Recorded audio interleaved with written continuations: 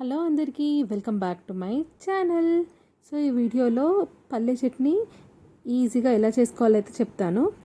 ఈ పల్లె చట్నీ మనము ఇడ్లీ, దోశ ఏ టిఫిన్ పైకైనా తినచ్చు. చాలా బాగుంటుంది. మీరు కూడా తప్పకుండా ట్రై చేయండి. చాలా బాగుంటుంది. ఈజీగా మీరు కూడా వీడియోని చూసేయండి.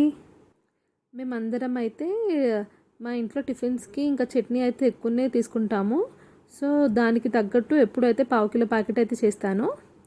దీన్ని కావాలంటే కొంచెం ఆయిల్లో కూడా ఫ్రై చేసుకోవచ్చు. నేను ఇలాగ ప్లెయిన్గానే ఫ్రై చేసేసుకుంటాను అనమాట, ఏం వేయకుండా. అలాగ కూడా బాగానే ఉంటుంది, ఇలాగ కూడా బాగానే ఉంటుంది. మంచిగా అయితే ఫ్రై చేసుకోవాలి, కొంచెం ఇలా కలర్ మారేంత వరకు. ఇలాగ కలర్ మారాక ఒక ప్లేట్లోకి అయితే తీసేసుకోవాలి. ఇంకా నేనైతే ఇక్కడ నాకు పచ్చిమిరపకాయలు ఘాటుగానే ఉన్నాయి కాబట్టి నేనైతే ఒక 4 పచ్చిమిరపకాయలు అయితే వేసుకుంటున్నాను. ఒకవేళ మీది ఘాటు తక్కువ ఉంటే మీరేమో ఇంకొన్ని పచ్చిమిరపకాయలను అయితే యాడ్ చేసుకోవచ్చు. నేనైతే ముందే అన్నీ కడిగి పెట్టుకుంటాను. ఫస్ట్ వచ్చేసి మనం ఒక కడాయిలో కొంచెం ఆయిల్ వేసేసాను. ఆయిల్లో ఈ పచ్చిమిరపకాయలని తుంచి అయితే వేసుకున్నాను. ఈ పచ్చిమిరపకాయలని మంచిగా ఫ్రై చేయాలి.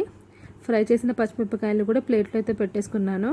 ఇవి రెండు చల్లారాక దీన్ని అయితే ఇంకా మిక్సీలో వేసేసుకోవాలి. చల్లారాకనే వేసుకోండి, అప్పుడే టేస్ట్ అయితే బాగుంటుంది. సో దీంట్లోకి ఇంకా నేను పల్లీలు ఇంకా పచ్చిమిరపకాయలను అయితే వేసేసాను. ఇంకొన్ని పుట్నాల పప్పుని కూడా ఇలానే వేసేసుకుంటున్నాను నేను, ఏమి ఫ్రై చేయకుండా. మీరు కావాలంటే దీన్ని కూడా కొంచెం ఎంచుకోవచ్చు. నేనైతే ఏమి ఎంచట్లేదు, ఇలా కూడా టేస్ట్ చాలా బాగుంటుంది. ఇవి కొన్ని వేసాక దీంట్లోకి కావాలంటే మీరు కొబ్బరి ముక్కలు అవన్నీ కూడా వేసుకోవచ్చు, మీ ఇష్టం. ఇంకా దీంట్లోకి ఉప్పునైతే వేసుకున్నాను. ఉప్పునైతే చూసుకొని వేసుకోండి. నేనైతే దీన్ని అలాగే మిక్సీని అయితే పడతాను. ఫస్ట్ ఇలా మిక్సీ పట్టాకనే వాటర్ని అయితే వేస్తానన్నమాట. నేనైతే ఇందులోకి చింతపండుని అయితే వేసుకున్నాను కొంచెం. అదైతే వీడియో అయితే దీంట్లోకి క్లిప్పింగ్ మిస్ అయింది.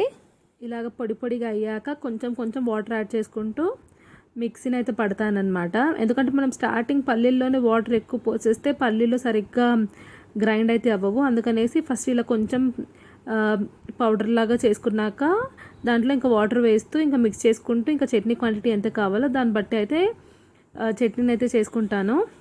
మీరు కావాలంటే ఇందులోకి వెల్లుల్లి, పుదీనా, కొత్తిమీర అవన్నీ కూడా వేసుకోవచ్చు. అలాగే వేసుకుంటే మనకేమో మింట్ చట్నీ స్పైసీ ఉంటుంది కదా, కొబ్బరి మింట్ చట్నీ అన్నట్టు ఆ విధంగా తయారైపోతుంది. అది కూడా బాగుంటుంది. ఇది వచ్చేసి నేను సింపుల్గా చూపిస్తున్నాను కాబట్టి నేను ఓన్లీ బేసిక్ ఇంగ్రీడియంట్స్ అయితే వేసుకున్నాను.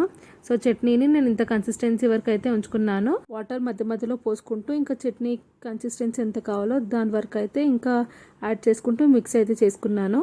ఇంకా దాని తర్వాత తాలింపు కోసం అయితే ఒక కడాయిని అయితే పెట్టుకున్నాను. ఇందులోకి కొంచెం ఆయిల్, అందులో వచ్చేసి ఆవాలు, జీలకర్ర ఇంకా శనగపప్పును అయితే వేసుకున్నాను. కావాలంటే ఇందులోకి మినపప్పు, వెల్లుల్లి కూడా యాడ్ చేసుకోవచ్చు. నేనైతే ఓన్లీ ఆయిల్లో ఆవాలు, జీలకర్ర, శనగపప్పు ఇంకా ఎండుమిర్చిని అయితే తుంచి అయితే వేసుకున్నాను. దీని తర్వాత ఇంకా కరివేపాకును అయితే వేసుకోవాలి.